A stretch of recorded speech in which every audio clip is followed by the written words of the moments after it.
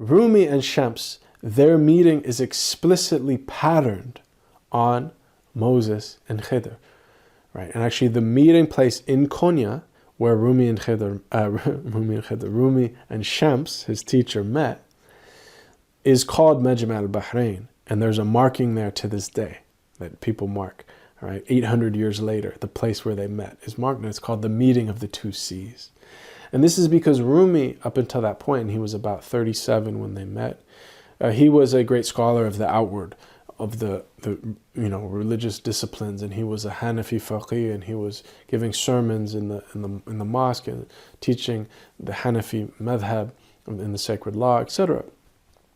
And when he met Shams, he had this particular awakening, and he actually, through that, had his fath. He had his opening, his enlightenment, and he left the outward teachings and he focused on the inner domain from that life. And there's a lot of conversation. We actually have a course at Rumi Center on Rumi. So if you're interested in that whole story and his life, you can go into it. But we'll just give a summary in this moment. Now, long story short is that Rumi, when he met Shams told him that there is a type of knowledge that is beyond the knowledge you have. And this is symbolized in one of the stories of their meetings, that Rumi was teaching a group of his disciples, and he was sitting by a fountain. And that Rumi was actually teaching from a book that his father had written. And it was handwritten and very precious to him. And so in walks this kind of wide-eyed dervish, and he grabs the book out of Rumi's hands and he throws it into the water in the fountain.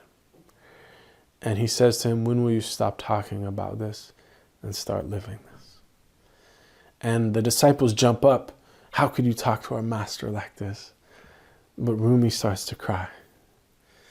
And he says, he's right. He's right. And then the story goes that Shams grabbed the book out and handed it to Rumi, and that the pages were dry and the ink had not run, right? Indicating to him that there's a type of knowledge beyond your knowledge that is a mysterious knowledge that I can convey to you. And so Rumi then went into khalwa with Shams and went into spiritual discipline and invocation with Shams, and he had this great opening that made him essentially, that turned him into a poet. Before that point, he was not a poet, right? He was not a court poet, he was not a trained poet. But from that experience, poetry flowed out of him.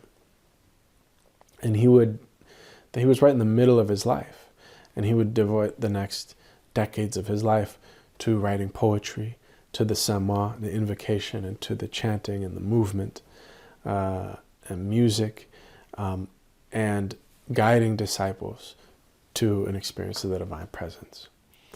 Now, of course, Rumi said of his own life, I was raw, I cooked, I burned. Raw phase, of course, means the Sharia phase when he was a young boy and he's learning the outward things, right? Which is important. But then the Tariqa phase, when he's learning the inward spiritual dimension and purifying himself, right? Which happened before he met Shams. Rumi was a Sufi before he met Shams, but he hadn't had the final enlightenment, the great fath, the great awakening, right? So this was the cooking period when he was going through his spiritual disciplines before meeting Shams. And that made him prepared to receive what Shams could offer, and that was the burning, right? When Shams came, and when right, something is cooking to the point where it's just completely dissolved in the fire and nothing remains but the fire, this is what Rumi is talking about. That he became burned in the fire of love. And of course, there's the lower fire of the ego passion, right? That's the hellfire. But there's a higher fire of love. And so everyone's burning in some fire, right? According to Rumi. So choose a higher fire. That's the fire of divine love. So this illustrates here what we want to set up, is that Sufism is about entering into this practice of inner purification until one burns up the ego self in the fire of love.